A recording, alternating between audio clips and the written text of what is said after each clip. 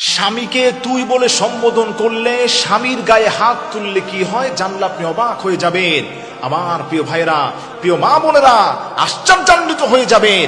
আল্লাহর হাবিব কি ধমকের সুরে বলেছেন, কোন নারী যদি তার স্বামীকে তুই বলে সম্বোধন করে, গায়ে হাত তোলে, অপমান করে, আল্লাহর নবী বলেন ওই নারীর জন্য দুনিয়াতে দুইটা মারাত্মক শাস্তির অপেক্ষা করছে। জাহান্নামে তো শাস্তি আছে, এর মধ্যে দুনিয়াতেই দুইটা শাস্তি আল্লাহ রাব্বুল আলামিন তার জন্য রেখে দিয়েছেন। এক নম্বর শাস্তি হচ্ছে যে নারীরা তার স্বামীকে দাম দেয় না, স্বামীকে অপমান করে, তুই তুকারি বলে সম্বোধন করে, গায়ে হাত তুলতে যায়, কোনো সম্মান করে না। আল্লাহর হাবিব বলেন দুনিয়াতে ওই নারীটার এত মারাত্মক রোগ হবে, আল্লাহ রাব্বুল আলামিন দুনিয়াতেই তাকে শাস্তি দিয়ে দিবেন, যে এই রোগের কোনো অ্যান্সার সে পাবে না।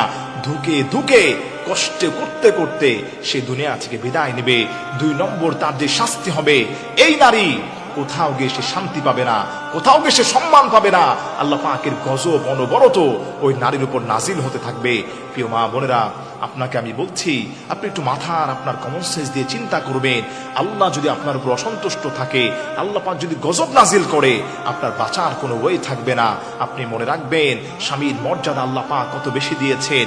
আল্লাহ রাব্বুল আলামিন বলেন এই দুনিয়াতে আমার পরে যদি আমি কাউকে বলতাম সেজদা দেওয়ার জন্য, তাহলে আমি স্ত্রীদেরকে বলতাম স্বামীর পায়ের কাছে গিয়ে তোমরা পড়ে থাকো। এজন্য আমার প্রিয় ভাইরা, আমার প্রিয় মা বোনেরা, মনে রাখবেন আল্লাহ রাব্বুল আলামিন আমাদেরকে বড্ড ভালোবাসেন। স্বামী এবং স্ত্রীর বন্ডিংটাকে আল্লাহ রাব্বুল আলামিন অত্যন্ত চমৎকার ভাবে আল্লাহ পাক করে দিয়েছেন। আল্লাহ রাব্বুল আলামিন পবিত্র কোরআনুল কারীমে বলেন হুন্না লিবাসুল লাকুম ওয়া আনতুম লিবাসুল লাহুন্না। স্বামী এবং স্ত্রী হচ্ছে পোশাক স্বরূপ, একে অন্যের পোশাকের মতো। পোশাক যেভাবে আমরা আগলে রাখি, যত্ন করে রাখি, এর চাইতেও বেশি হচ্ছে স্বামী এবং স্ত্রীর মহব্বত। সুবহানাল্লাহ পড়েন। এজন্য মা বোনেরা যারা আছেন, অনেকেই আমাদের কাছে ফোন করেন, হুজুর স্বামী আমাদেরকে দাম দেয় না, স্বামীরাও বলে হুজুর স্ত্রী আমাকে দাম দেয় না। প্রিয় মা বোনেরা যারা আছেন, স্ত্রী স্বামীকে অপমান করবেন না, সম্মান দিয়ে কথা বলবেন, স্বামীর সঙ্গে সৌহার্দ্যপূর্ণ আচরণ করবেন।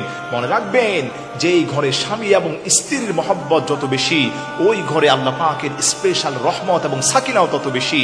যেই ঘরে স্বামী এবং স্ত্রীর মধ্যে যত বেশি দূরত্ব, আল্লাহ পাকের রহমতও ওই ঘর থেকে তত দূরে সরে যায়। এজন্য আসেন স্বামী স্ত্রী যারা আছেন, স্ত্রীরা যারা আছেন, স্বামীকে সম্মান করবেন, রেসপন্স করবেন, রেসপেক্ট করবেন। আপনার স্বামী হচ্ছে আপনার কাছে পৃথিবীর সবচাইতে বড় আমানত। মনে রাখবেন একটা সময় ভাই আপনাকে ভুলে যাবে, আপনার বোন আপনাকে ভুলে যাবে, মা আপনাকে ভুলে যাবে, বাবা ভুলে যাবে, কিন্তু স্বামী আর স্ত্রী কখনোই আলাদা হবে না। স্বামী আর স্ত্রীর মহব্বত, ভালোবাসা আল্লাহর কাছে কোটি কোটি গুণ বৃদ্ধি পেয়ে যায়। স্বামী আপনাকে ছেড়ে যাবে না, আপনিও স্বামীকে ছেড়ে যাবেন না। অতএব স্বামীকে কদর করার চেষ্টা করেন।